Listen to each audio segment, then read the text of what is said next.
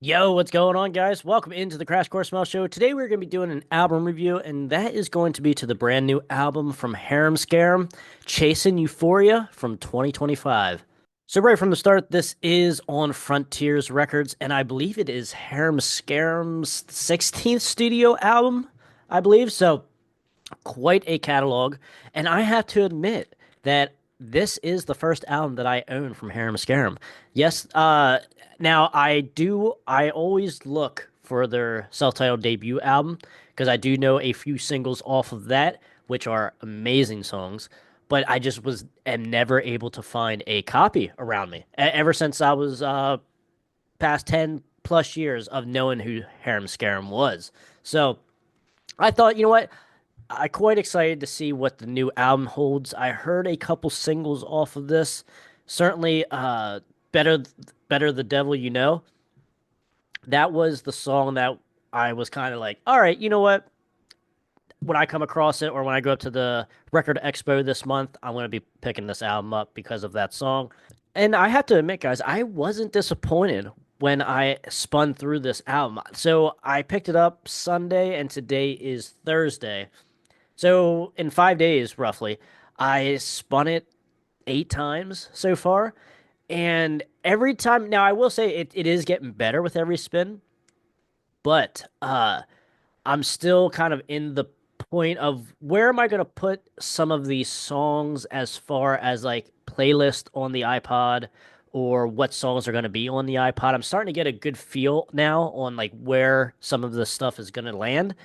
But overall, though, I was pretty impressed, especially for like the first full length or for the first album that I bought from Harem Scarem. So, if anyone is not aware of who Harem Scarem is, they are from Canada. And also, they came out they formed in '87, I believe. And the first album, self titled, came out in '91, if I'm not mistaken. And also, like, good stuff there on that. Now, I will say at the same time, uh, they had this, especially early on, they had this very melodic hair metal feel to them, you know, AOR-ish type sound, and they still have that to this day, at least with this album anyway. Like there is that like because I bought it, no, I bought this album knowing that I will be getting very good melodic stuff here, and it didn't disappoint. It certainly has that here. So this album is produced here by Harry Hess and then also Pete. And as far as the band members go, we do have Harry Hess on vocals, rhythms, and keyboards. Pete, so you do have Harry and Pete doing the production, and they are also in the band. So you have Pete here with guitars and backing vocals. You have Darren Smith on drums. You have Creighton on drums. You also have Mike on bass. So, and it is on Frontier Records. Now, people can say what they want about Frontiers Records as far as like a lot of stuff does sound the same coming out of Frontiers. Now, I can kind of get that uh because some stuff does have a certain same feel of production, same kind of melodicness going on, which I mean, I'm cool with melodic metal. I like it a lot. So that doesn't necessarily bother me. But I think there's still strong songs on here that, deviate a little bit from what you would normally expect from Frontiers. Just wanted to jump in here, guys. If you guys enjoy this content that we're doing here, please like the video, please share it, and then please subscribe. That helps the channel out so much, just helps everything that we're doing here. And also, leave me a comment as well. Always interested to see what you guys had to say. Now let's jump right back into this video. So let's jump in here now to the track listings. So you have the title track, Trace and Euphoria. Good stuff. Good stuff there. I mean, so I will say the first half of this album is pretty good and memorable and very melodic. Now, all the songs are pretty melodic, but I do think as time goes on here on side B, we kind of start fading out, and we'll get to that though. So, Chasing Euphoria is really good. Uh, Better the Devil You Know, which, like I said, was a single, music video single, and just really good chorus, good melodic stuff here. Nothing, and as far as like guitar solos and stuff, like they're on here, but nothing very flashy or speedy or just crazy, nothing like that. But it's what the songs need. And, I could go for a little bit more of uh, an in your face or pronounced solo, guitar solo. But overall, though, I wouldn't say it doesn't hinder the songs. And I just dig the way Harry sings a lot of these songs on this, especially, like I said, on Chasing Euphoria and Better the Devil You Know. It just, after all these years, he still sounds good. So now going to track three, you do have Slow Burn. This one's like more of an upbeat compared to, I would say, the first two. Of the three, it's probably the more faster one, but still melodic though, not fast as in real heavy. Just like I said, an upbeat chorus, and it's what I was expecting from Harem Scarem here. So now the fourth track you have here, gotta keep your head up, and nice uh little bit of a groove here with some decent guitar licks throughout the song. The solo's pretty good, and pronounced a little bit on this song. But overall, fine stuff here. So now going on here to the next track to pretty much finish off side A, you have "Word on Fire." It's kind of like a ballad, in my opinion, and I think like I just like the way the chorus comes in here with Harry go like nothing that I can do if the rain won't fall in a world of fire. I like what's going on here in this song. Good atmosphere as well. So now, like I said, going on here now to side B, we got track six, In a Bad Way. I like this is another one that has some decent riffs in throughout, and also Harry kind of has some like some emotion behind his voice here. Now he does have emotion throughout, like a lot of these other tracks as well. But to me, when I listen to this, that's like the first thing I kind of think of as far as his voice goes. But another good track. So like you got the first six tracks here, but now coming to the next three, because there are 10 total tracks on this album. Once you start here getting to the next three, four, we're kind of hitting and missing a little bit. So let us jump in here to the next track.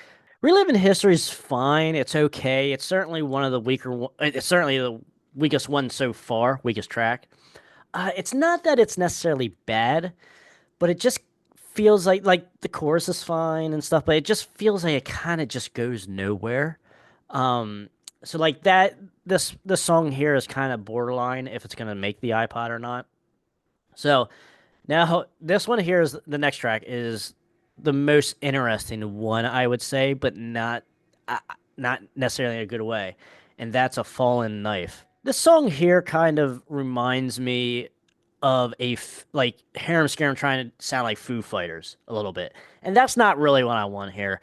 Um, it's a upbeat, faster paced song here, but it just sounds like early 2000s Foo Fighters, and I'm just not here for that. I just don't, nothing really about this song I can really try to get into. That's usually what I think of when the song comes on. And it's just, it's not going to make the iPod. I don't know. It's just never really did much for me here. So now moving to track nine, we have Understand It All.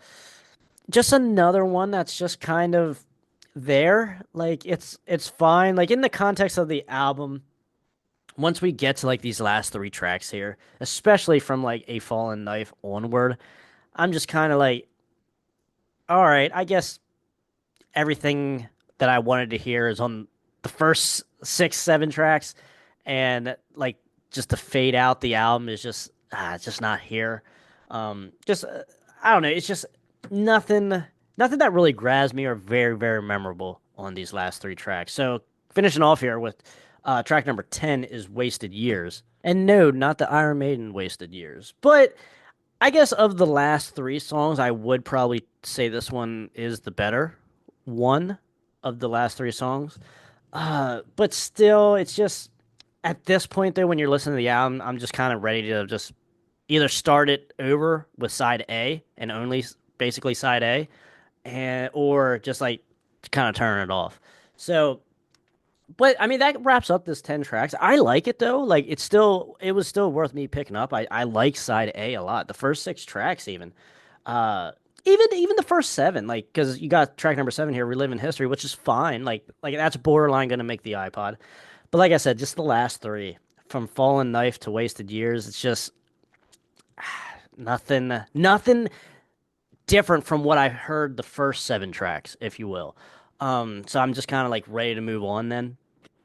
But I like it. I mean, this is a good album. Like the three tracks that I will give to you guys to check out is one, Better the Devil You Know, and then number two we have here, World on Fire is a decent ballad, and then either choose Chasing Euphoria, the title track, or Slow Burn.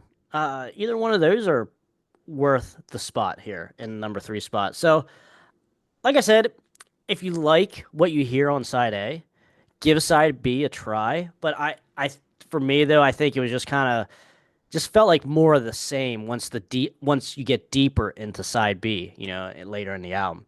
But overall though, I like this album, and I'm as of now, I'm only gonna give it a 3 out of 5 though. Because, like I said at the beginning, I'm not sure where I'm gonna put some of these songs that I do like. It's kind of odd, like as far as like putting them as far as like playlist and stuff. Nothing too memorable as far as like, oh no, that has to go on the gym playlist. That has to go on the Firebird playlist, riding motorcycle playlist. Whatever, party playlist, whatever. I don't know what's here, but as far as songs, the quality of songs here, they're here, but I don't know where a lot of this revisability is going to come from and where. So I'll let you know by the end of the year, because like when we do our final rankings of 2025's albums, uh, there's albums that certainly grew over time, over the year for me, and this might be one of them. I don't know, because like it's like I said, it certainly starts out good. Side A is great, but as we move on, it just loses its steam, loses maybe some creativity, if you will.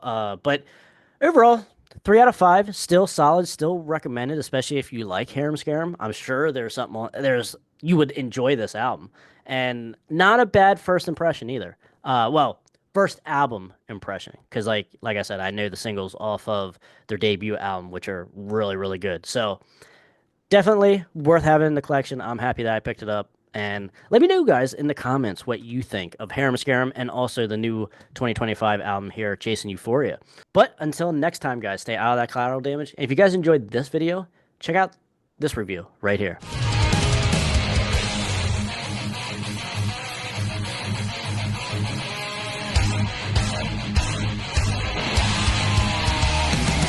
Yeah, I wrote that. It's called I Want to Rock Your Body. And then in parentheses it says to the break of dawn.